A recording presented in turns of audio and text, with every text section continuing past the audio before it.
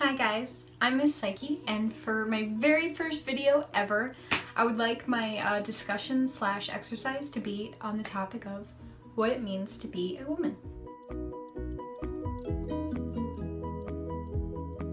Now, how my open discussion and questionnaire videos are going to work are I'm going to discuss the topic of the video and what I want you guys to think about, and then I'm going to display questions on the screen that coincide with the topic. I will be answering along with you guys, and if the questions don't apply to me, I'm going to have someone else come onto my show, or maybe even one of my viewers answer the questions for me. The first part of the questions are what I call the breakdown, or the questions that get personal and really make you think about how the topic affects you. The second part of the questions are what I call the build-up, or the questions that give you a proper solution or mindset to the way the topic affects you. Now, without further ado, we can begin the discussion. I chose this topic of what it means to be a woman because, firstly, people think that dealing with mental health just means how to deal with having a condition such as like bipolar disorder or anxiety or autism, but it's not. We all have to take care of our mental health, which is affected when we're taught or encouraged to be or do something that affects us negatively. Secondly, my reasoning behind this choice of topic is that it's a discussion I've addressed many times as a woman. In today's society, women face discrimination from everywhere, starting from, society and or the media, to our friends and family, to our cultures and our religions. Because of that, a lot of women struggle, if not all women struggle at some point, on how they define themselves as a woman. So, to combat that struggle, I've prepared an exercise to do with you guys, which you'll see will be a common theme again in my videos. Now guys, my main goal for this exercise is to help you step away from the negative definition of what being a woman means. So in order to do that, I want you guys to think about all the influences from society, the media, friends and family, your culture, and your religion, and how they've influenced that negative definition.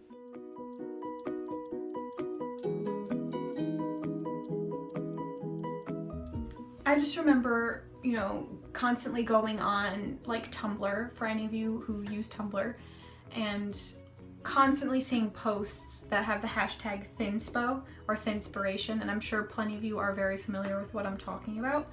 And I would just constantly see posts on, that were pro anorexia and pro bulimia, and just all these, they were encouraging all these awful, really unhealthy things, as well as like, every time you want to eat something, remember how fat you are. Like, just really awful, unhealthy things. And I remember it just made me feel so awful about myself. Like, it didn't sit with me very right.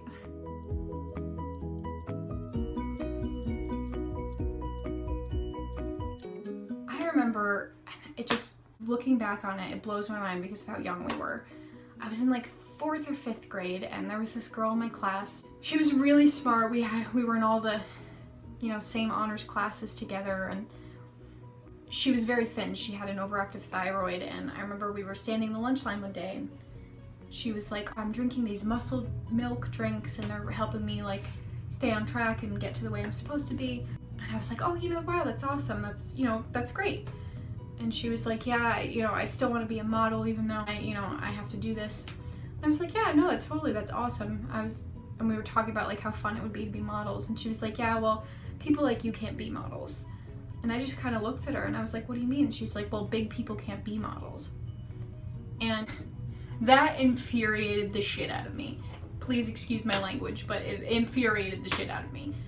First off, it doesn't matter what size you are, you can be a model. That's my personal opinion.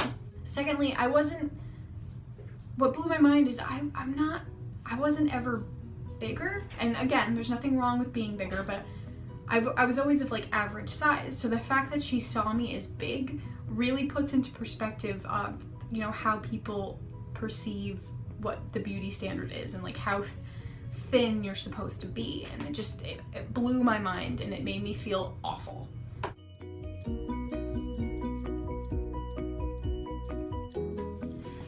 My family put a lot of emphasis on physical beauty. I remember, I wasn't always complimented on, how smart I was or how talented at something I was. I was always told, oh, you're so beautiful, like constantly. I remember my grandfather kind of being like, oh, your beauty's gonna get you far in life, you're so beautiful, you deserve to be married to like a doctor. And I remember just kind of being like, well, why can't I be a doctor? You know, it was just an awful kind of time where just beauty was everything. The way that men and women in my family were treated was very odd. Both men and women were expected to work, but men were expected to do more like physical labor, like shovel or, you know, fix up the house, things like that. Whenever some of the men in my family didn't want to shovel outside, my grandfather, he's an older guy, he would go out and shovel, and I'd be like, well, why don't you let me help you, or why don't you let me shovel? And he would freak out. He'd be like, no, this is the man's job, you know?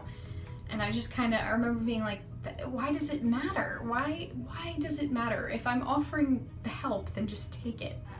You know, women had the stereotypical role of cooking and cleaning up after everybody and, you know, doing like household work and watching the kids. You know, men weren't really expected to sit there and watch a child, the women were.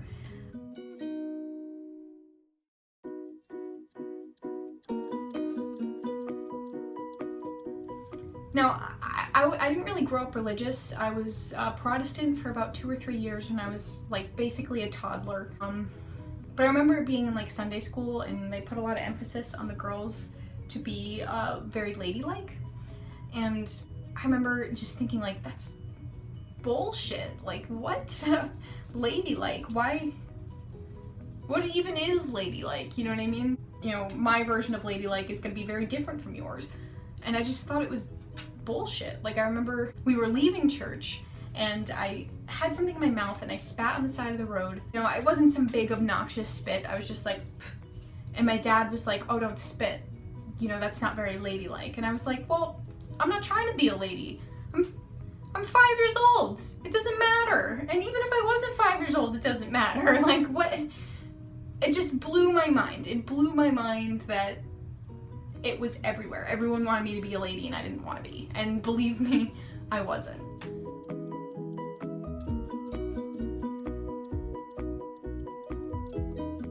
I never really consistently wished I was a boy, but there were plenty of times where, like, you know, if I wanted to go out with my friends at night and my parents were like, no, you can't because someone, you know, because you're a girl. And we constantly have that worry of someone, you know, assaulting us at night because we're women. And I remember always being like, wow, you know, my brothers always got to go out and do whatever they wanted whenever they wanted because they were boys. And I was like, wow, you know, I would love to have that privilege. I would love to just go out and do what I want and not have to worry about someone attacking me simply because I have a vagina.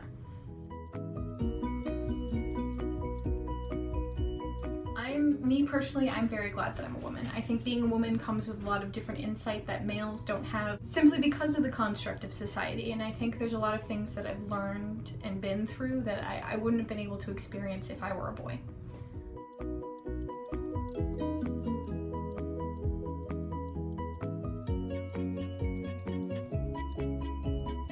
My role models are probably my therapist, who is just absolutely amazing. I adore her. And my old boss from the animal shelter I used to work at.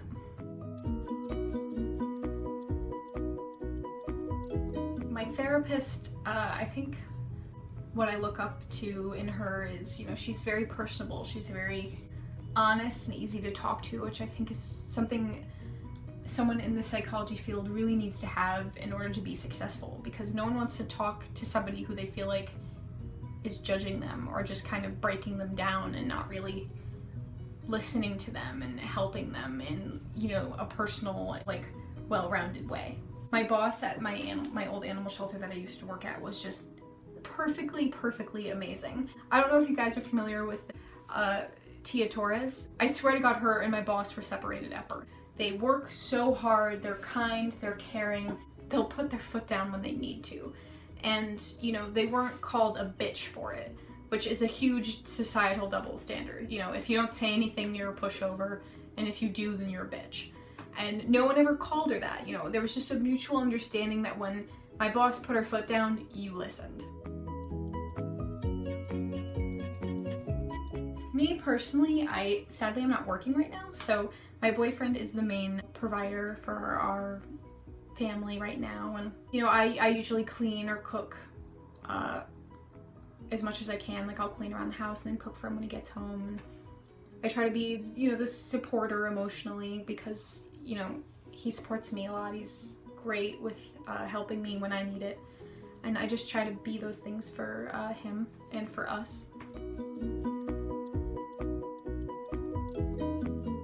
I think what I do is great. You know, I will be working eventually. I'm not gonna just never be the provider, which is fine if you're not the provider and you're not gonna be. But me personally, I wanna help provide. And, you know, I know this isn't a permanent setup, and, you know, I like cooking and cleaning, not because I'm a woman, but because I just like it. Cleaning to me helps, you know, relieve stress. If I'm mad or like stressed about something, I'll just start cleaning. You know me, if I just randomly start cleaning, then you know I'm like anxious or angry about something. And I love to cook. I think cooking's fun, and my boyfriend enjoys my cooking, so I think that's great. I also want you guys to remember that whenever you forget about how important you are, even if people don't thank you or constantly acknowledge it or appreciate it, you know, obviously these things that you do are vital. You know, my boyfriend, if I didn't cook and stuff for him when he got home, he'd be too tired, he probably wouldn't eat. Or I wouldn't eat, you know what I mean? Or if I didn't clean, our house would be a mess. And my boyfriend cleans, but it wouldn't be as clean as it could be, you know what I mean? Even if those things are little, you know, you have to remember that they're vital and that what you're doing is very important.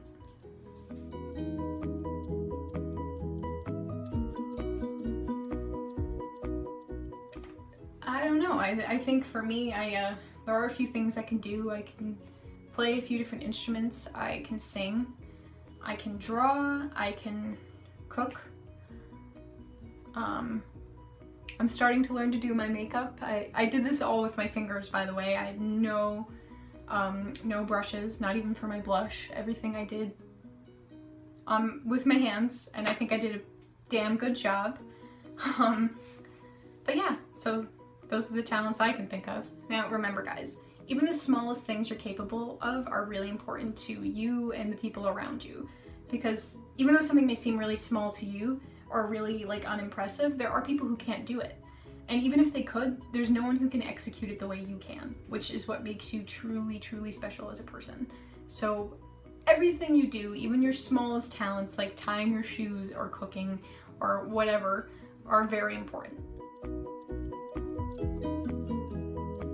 I'm gonna start from my head to my toes and just kind of bear with me.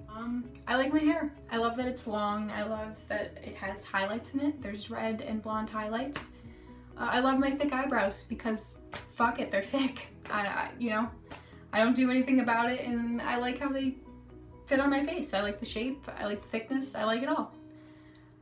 My eyes are big, I like that.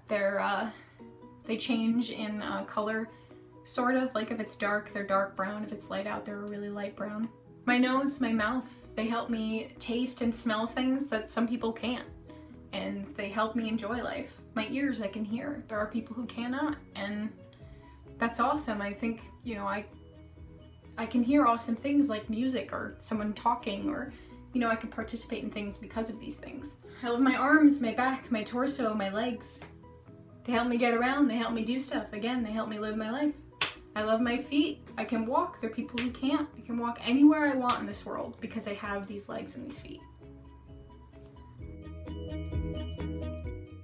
You guys, I'm really excited. We've made it to the end of our first exercise together. For all those who participated, I really want to congratulate you on answering these questions, because rehashing some negative emotions and memories is an extremely brave thing to do, and I don't want you to let anyone tell you anything differently. What I want you guys to take away from the ending of this exercise is that in these times of constantly being told what a woman is, you should always remind yourself that the only person who can define your womanhood is you. If you keep these questions and answers as reminders of your true worth, the less that negativity will matter, and you'll have a more righteous definition of who you are. I really hope this exercise helped you guys. I'd love to hear your answers or any questions or comments or concerns you may have. You're always welcome to comment down below or message me privately. If you guys liked the video, please show some love and hit that like button.